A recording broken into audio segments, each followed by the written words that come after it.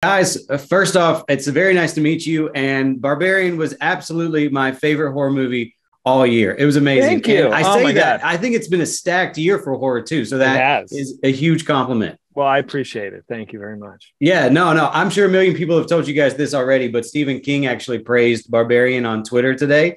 And I just want to know, what's your reaction to learning that the horror king himself loved your movie? It melts me. I read it when I was like 13, and it was a massive deal to me. It's a Bible, right? It's a Bible, and I adored it, and I was hooked. And then also, The Shining was the first movie that like shocked me and made me look at that and made me a horror junkie. I mean, he is responsible for my addiction to horror. So for the idea that he watched the movie is like, oh my God, and then that he said a nice thing is like, I'm dead, man. I love it. I can only imagine. Well, while we're on the subject, what's your favorite Stephen King adaptation? You know what? I'm going to say, well, Misery and Cujo are big for me. And The Shining, but I almost don't think of The Shining because, he's not in love with The Shining. And I love that movie to death. But taking that out of the conversation, I would have to go between Misery and Cujo. I would say The Shining. So much so I wrote a half-hour musical based on The Shining. But when I saw that movie, I've just watched it a million times. For me, I forget that it's even a Stephen King adaptation, but Shawshank Redemption is just so freaking good. I love that movie. Matthew, any sort of Jackass style pranks that you pulled on set while you were dressed as the mother? I think when you were in the script are forcibly breastfeeding your co-stars, I don't think you need much beyond that. Yeah. I actually wanted to ask, what kind of bond do you develop with another man once he lays across your lap and suckles at your prosthetic teat? An unbreakable one. I mean, do you feel like that experience did bond you and Justin in a special way? I think so. I am surprised with the. Do you keep up? Yeah. Uh-huh. Yeah. Like I posted last week about I did a spoilery podcast, and he immediately was like, "Oh, I'm going to listen to it," and then sent me this long text with all quotes that I said in the podcast of things he loved. I'm like, whoa, Justin, this is amazing. So yeah, we're buds, I guess. Yeah. You're buds. I don't know how you couldn't, right? I mean, 50 years from now, you guys, you cannot see him. And then you guys have drinks and talk about the time that he sucked at your teeth. Yeah. And I'm just so grateful that he is such a good guy and so game and never once had an attitude or had a bad attitude about anything. Oh, that's awesome. It was, you both were kind of the two perfect people for that situation, because both were just showed up to do the work and have a good attitude about it. That it was a hot room. It was gross in there. It's not comfortable. I'm asking you to spit into each other's mouths. You didn't even see it. There's a scene cut out where Matthew bites a rat, chews it up, and then forces Justin's mouth open and then spits the rat into his mouth. And I cut it out of the movie. But they did it with a smile on their face. Sure, Zach, whatever you say. These are good guys. I got lucky. Is this a deleted scene that's going to be on the Blu-ray? It's out. You can see it now if you buy the movie on Apple or Prime or whatever. You can see. I rewatched the movie last night, but I didn't get to watch the deleted scenes yet. So check it out. I'm excited to check that out now. It's wild. Now, Zach, has the positive reception for the movie changed your opinion at all about developing a prequel or sequel?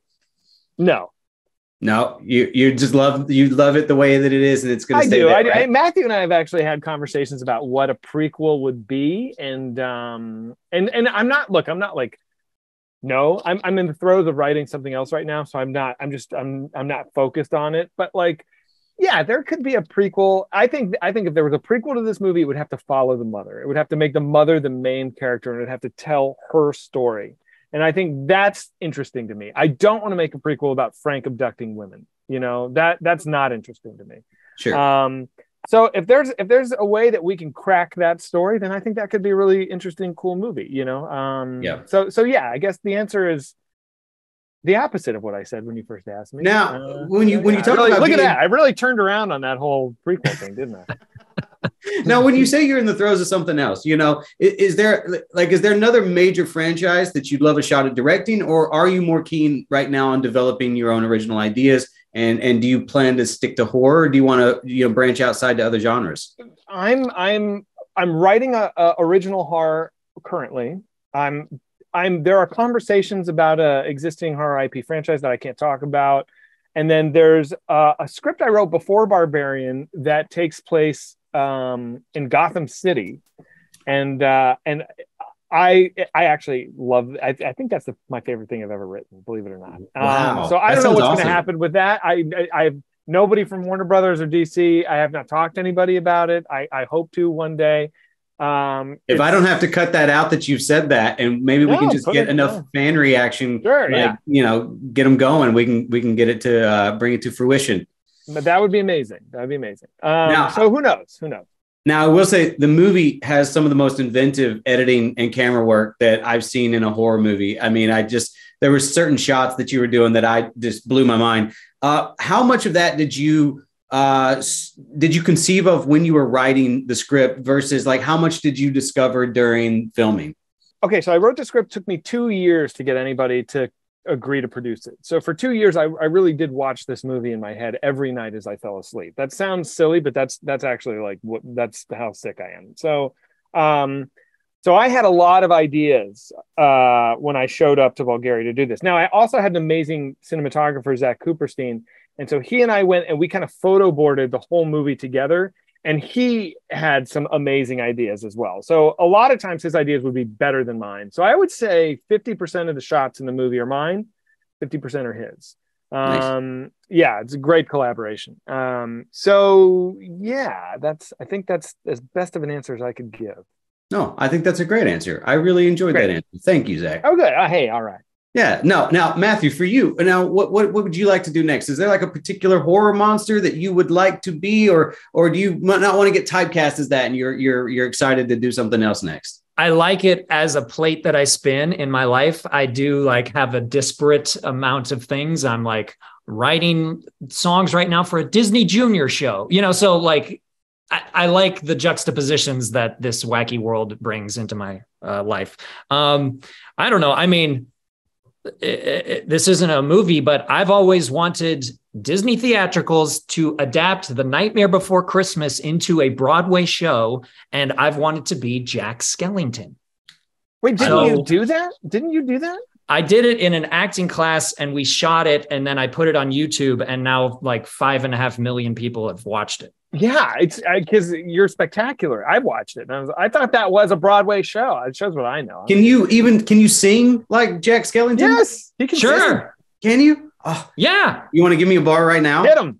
Oh, somewhere deep inside of these bones.